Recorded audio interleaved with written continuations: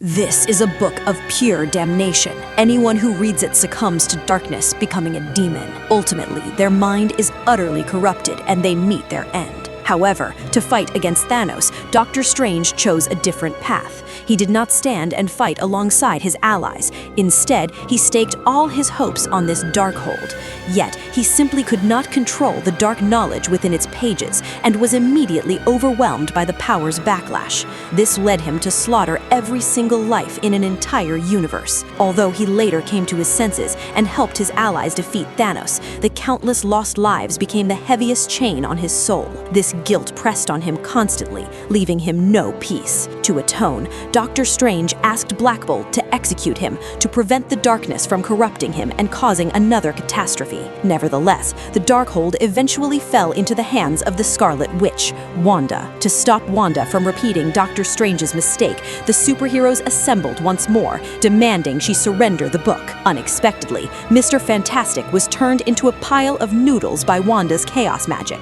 Captain Marvel and Captain Carter fought together, but both were defeated and killed. Even Professor X was slain by the corrupted Wanda. In this critical moment, the main universe's Doctor Strange learned of all this. He decided to personally intervene and stop Wanda. So, he randomly jumped to a parallel universe and rushed to the Sanctum, seeking help from that world's Doctor Strange. But the sight before him was horrifying. The Sanctum floor was littered with bleached white bones. It turned out this universe's Doctor Strange, like Wanda, had become obsessed with the Darkhold's power and had already begun slaughtering all life in his universe. Their words quickly turned to conflict, and they fought, attacking with musical notes. The Dark Doctor was caught off guard for a moment, and the Darkhold at his waist was knocked to the floor. Even so, his combat prowess remained formidable.